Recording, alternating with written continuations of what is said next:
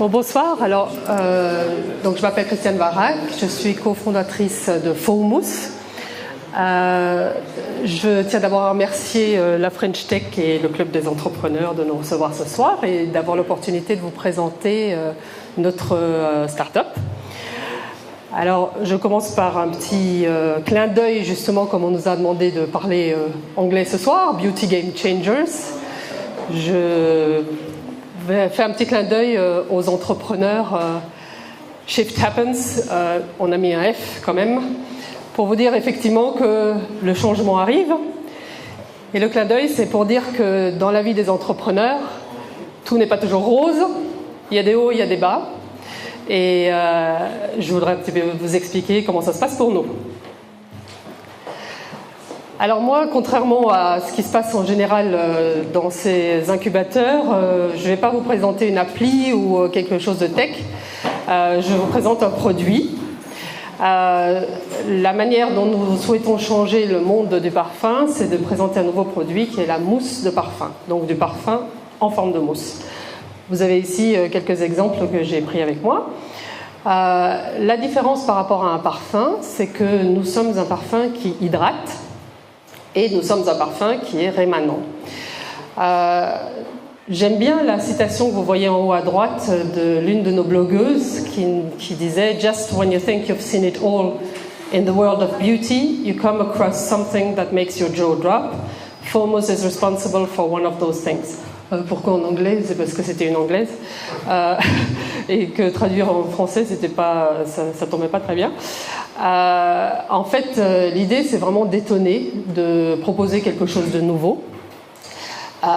Et donc, on a une cible qui est la cible des ados, teenagers, teens and twins. Pourquoi? Parce qu'on pense aussi que c'est une cible qui adopte le changement plus facilement. Aujourd'hui, ils sont sur Facebook, demain c'est Instagram, Snapchat, etc. Ils changent beaucoup d'habitudes. C'est la raison pour laquelle aussi on essaye d'avoir des prix accessibles. On a un produit qui propose 400 utilisations, et donc à peu près une année d'utilisation de parfum, et le prix public est à 18 €. Donc les adolescents qui ont parfois 20 € en poche peuvent se permettre d'acheter le produit. L'environnement qu'on a utilisé, si on peut passer à la page suivante, est l'environnement des Happy Days des années 50-60. Vous voyez en haut d'image un peu typique de la famille des années 50, mais aussi l'image Brigitte Bardot avec sa cigarette, un petit peu de la femme plus libérée. En fait, on se rend compte que les ados veulent changer de manière de se comporter, de consommer, dans le sens où ils veulent être un petit peu différents. Et là, Brigitte Bardot, c'est un peu l'incarnation de la femme libérée. En termes d'environnement, on a choisi une pin-up un peu moderne. On va quand même pas prendre la fille qui tricote là-haut. On prend une pin-up moderne d'aujourd'hui, une jeune fille d'aujourd'hui qui se déguise entre guillemets un petit peu dans les années 50-60. Même les displays, comme vous voyez là, ont aussi cette pin-up avec la bouche ouverte pour un signe d'étonnement. Juste pour terminer sur l'histoire de l'environnement, en fait, on a choisi cette ambiance parce que les années 50-60, ce sont des années où il y avait moins de chômage, l'environnement est rassurant, et on s'est dit qu'une proposition aussi nouvelle qu'un parfum en mousse devait se présenter dans un environnement plus rassurant, parce que quelque chose de futuriste là, ça aurait peut-être été un peu trop. Alors les finances, c'est un petit peu le problème de beaucoup de startups. On a décidé de prendre un peu un contre-pied, c'est-à-dire que jusqu'à présent, on est totalement autofinancé. C'est-à-dire qu'on n'a jamais demandé ni de prêt bancaire, ni de dons quelconques ou de love money, etc. Pour l'instant, on a tout fait à deux. En fait à deux, mais également avec nos clients.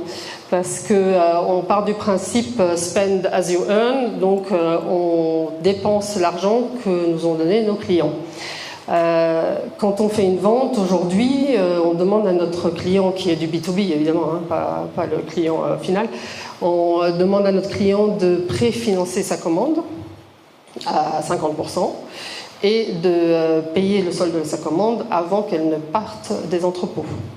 Donc évidemment, ça nous rassure puisque évidemment, on ne va pas dépenser de l'argent qu'on n'a pas. Le problème, évidemment, c'est qu'il y a certains clients qui ne sont pas d'accord de financer la commande et donc c'est là où parfois le bas blesse et il y a des limites dans ce système pour l'instant.